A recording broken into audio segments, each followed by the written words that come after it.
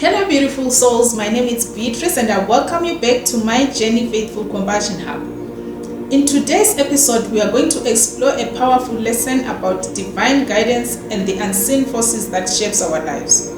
Through this story, we will uncover the profound impact that spiritual practices can have on our daily experiences. Whether you are familiar with these teachings or hearing them for the first time, I invite you to open your heart and mind to the wisdom that will be shared. For those who are not familiar with Ekanka, it's a spiritual path that emphasizes the direct experience of God through the light and sound, often accessed through singing the sacred word, You.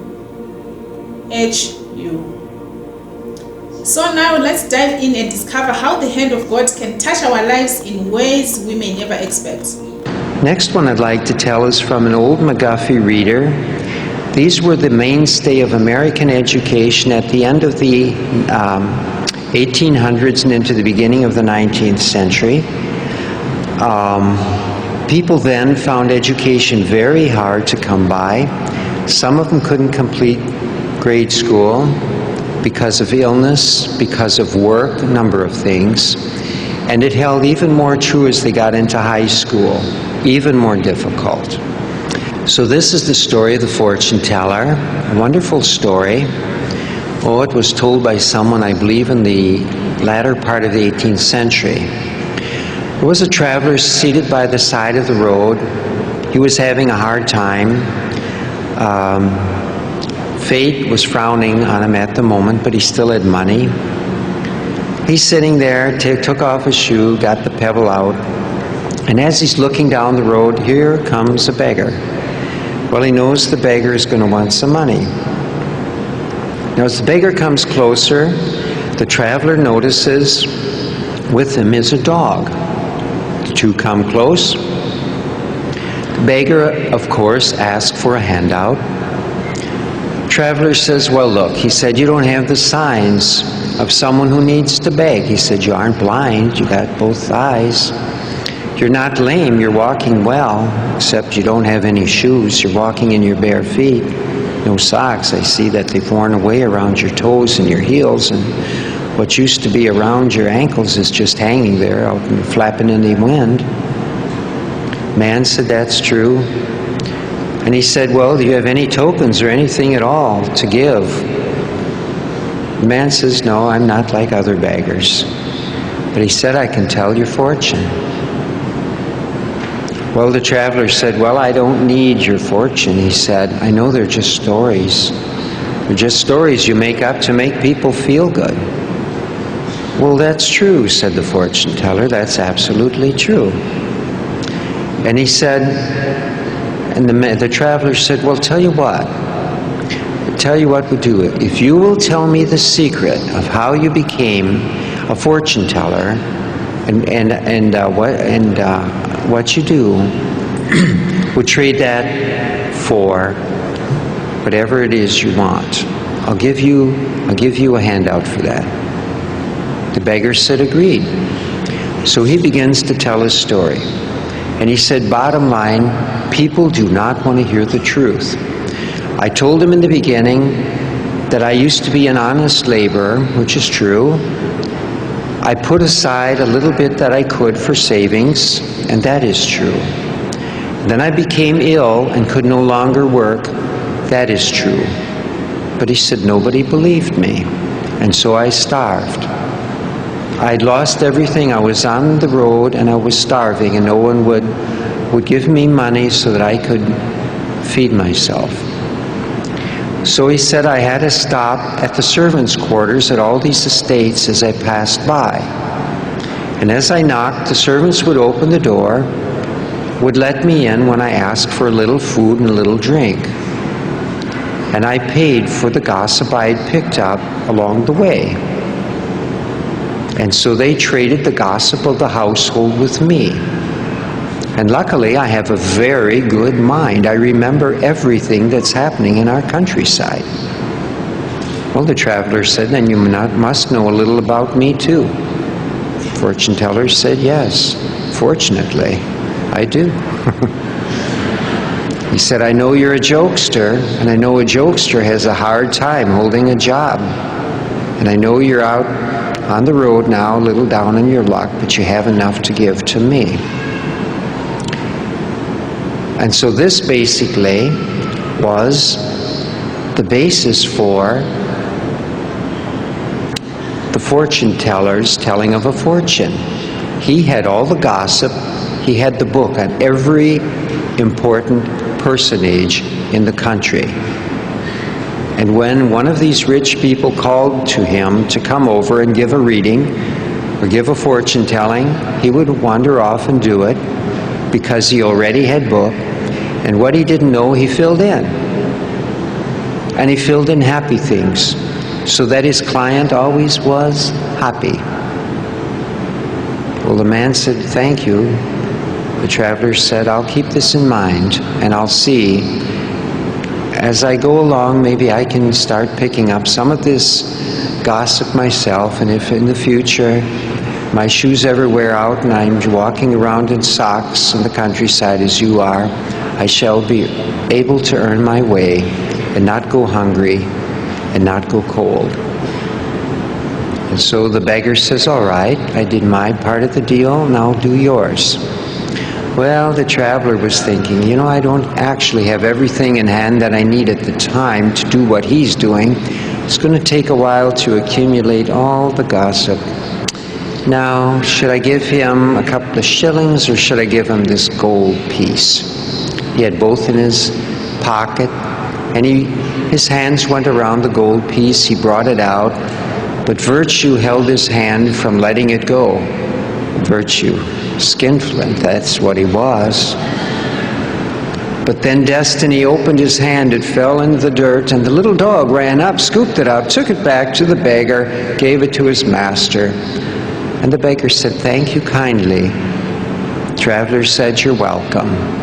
Off in the distance, the beggar turned back, looked and waved, and the traveler was very happy that he had earned his keep. The beggar was on his way, he said, to read the fortunes of 6 wealthy girls in a boarding school, each of whom wanted to know who would their future husbands be. Either peer, which meant somebody who got land with a title, or a captain. This meant not the firstborn, but maybe second or thirdborn, which meant generally ending up as a cleric in a monastery somewhere, or in the Royal Armed Forces, and a captain was the next best place to be. So the beggar was off to read some people's fortunes. Now this is a very good one. It's the hand of God. Claudia is from Tennessee, I believe. She was involved in a serious car accident later in the day. Now this is her routine, and I mention it because it's something for you to take home in your heart and realize how important it is to imbue yourself with the living essence of the light and sound of God. Now this light and sound of God is available in the word hue. So every morning, first thing she does contemplation. When she finishes, then she gets ready for work. When she gets into her car, first thing she does is declare herself a clear channel for God, the Holy Spirit, and the Mahanta.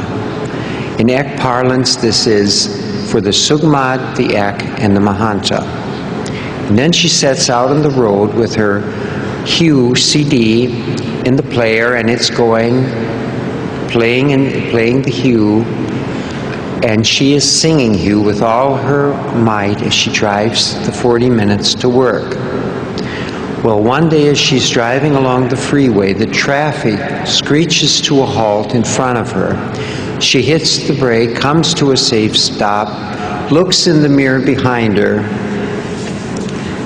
and then she realizes that the semi-truck behind her will be unable to stop, and she screams, God, please help me. At that moment she felt a giant hand of God put itself around her and hold her gently in its grip. Now she knew this as the hand of the Mahanta. And even worse, even as she was seated there, she realized her seatbelt was unbuckled and there was no time to fasten it. Well, the truck hit the back of her Toyota Camry, a brand new car, and pushed the trunk all the way up to the rear seats, and the car was pushed into the car ahead of hers and crunched the engine back up to the dashboard. But through it all, her CD player kept playing The Hue. And there sat Claudia. And so she came out of this state she had been in. The master had lifted her out of the body. She came in, and there was a fireman holding her hand. He was the first on the scene. And I have great respect for you who are firefighters. Great respect, because you have to be an adventurous sort. You see and do things that nobody else wants to see and know. You see the things that happen to the rest of us, helping us when we cannot help ourselves. Thank you.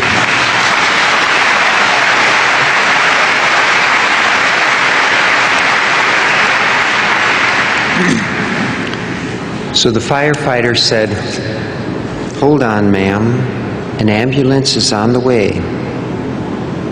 And she was very calm and detached. She looked at him. She said, "I'm not hurt. I'm okay." And he said, "Have you looked at your car?" And she said, "Of course not. I haven't been able to get out of this seat." And he said, "Well, let me tell you about the car. Basically, it's as I've just described it. It looked like an accordion. Right in the middle of it all sat Claudia.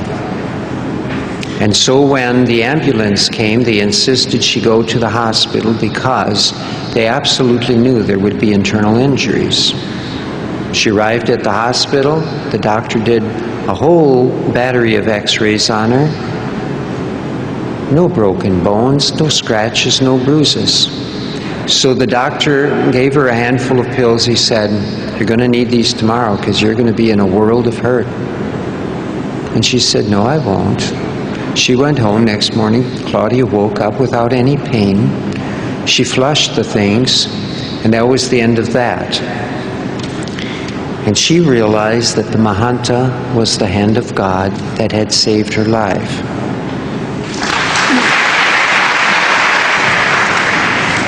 Have a good time. May the blessings be.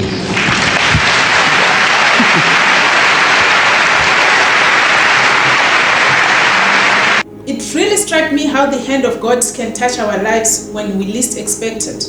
The fortune teller and the traveler story remind us that knowledge and insight often come from the most unexpected sources.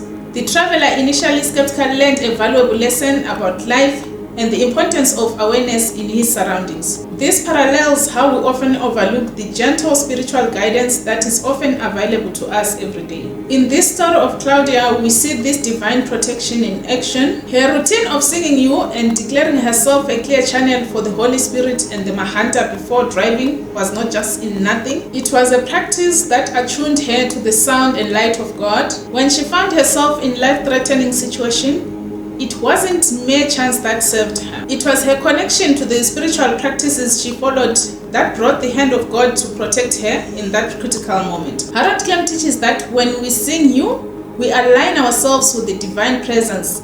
It's not just a sound, it's a vibration that connects us to the higher realms, opening us up to the guidance and protection of the Mahanta, the inner master. This story is a perfect example of how this connection works in real life. The traveler learned to gather wisdom through careful observation and listening, much like we can gather spiritual insight by practicing Ekankar teachings. And just like Claudia, who was served by the hand of God in a time of need, we too can experience this divine intervention when we align ourselves with the light and sound of God. It's easy to dismiss these experiences as mere coincidence, but when we look deeper, we see that there is divine coordination. Life presents us with countless opportunities to experience the love and protection of Mahanta if we are open to it. So I encourage you all to take these lessons to heart, whether through singing you or simple being aware of the spiritual guidance in your life. Remember that you are never alone. The hand of God is always there, ready to guide you and protect you, just as it did for Claudia. Thank you for watching. Please like, share and subscribe. Let this video reach to just that one person that needs to hear this.